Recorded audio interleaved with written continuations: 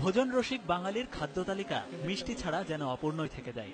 আর কোনো খুশির খবর থাকলে তো কথাই নেই। রসগোল্লা, চমচম, কালোজাম ছাড়াও বাহারি কত নাম, রং আর স্বাদের মিষ্টি। যারা কিনছেন তারা কখনো কি ভেবেছেন কি খাচ্ছেন? যেটা সামনে ভালো দেখছি, যে এটা চোখে দেখছি, এটা মনে হয় ভালো, এটাই নিছি। আমি রঙিন মিষ্টি কিনি না, টোটালি কিনি না। দেখা যাক কোথায় বানানো হচ্ছে মিষ্টি।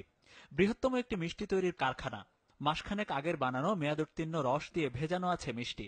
কারখানার ভেতরে পাওয়া গেল রঙের ড্রাম, যা ব্যবহার হয় মিষ্টিতে।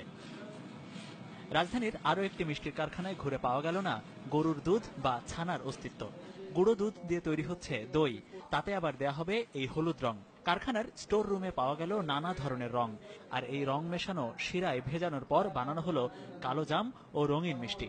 এটা একটা সাদা কালার এক আইটেম, আর এটার মধ্যে দুধ আছে, তারপরে আবার ইয়ে আছে, তোমার একটু রং আছে, এটা হলো আরেকটা আইটেম, দুই আইটেম। তারপরে এগুলোর মধ্যে আরেকটা ইয়ে দেয়, এটা হলো কালো।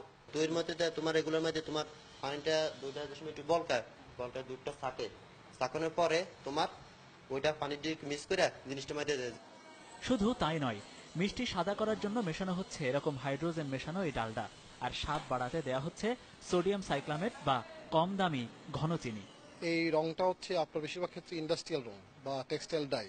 আমরা বেশ কিছু জায়গা দেখলাম যে এই রংটা ব্যবহার করে। তারা অনেক সময় এটাকে সাদা করার জন্য হাইড্রোজ ব্যবহার করে, কেউ কেউ অ্যামোনিয়াম নাইট্রেট ব্যবহার করে এইটার লাইফ স্প্যানটা বাড়িয়ে করার জন্য। কোথাও দেখলাম যে তারা চিনির পরিবর্তে ঘন চিনি ব্যবহার করছে, সোডিয়াম সাইক্লামেট ব্যবহার করছে। নামি দামি ব্র্যান্ডের দোকানগুলি আছে, তারা আসলে খুব কম দোকানেই কিন্তু নিজেরা মিষ্টি তৈরি করে। তারা হয়তো কোনো একটা ফ্যাক্টরি হাউস থেকে মিষ্টি কিনে নিয়ে দোকানে শোরুমে নিয়ে যাচ্ছে।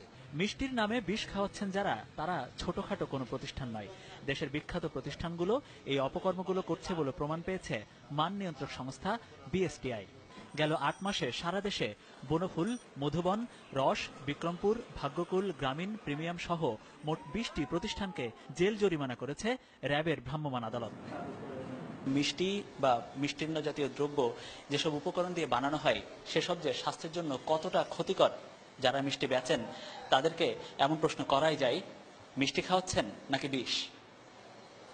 মনিরুল ইসলাম, যমুনা নিউজ, ঢাকা।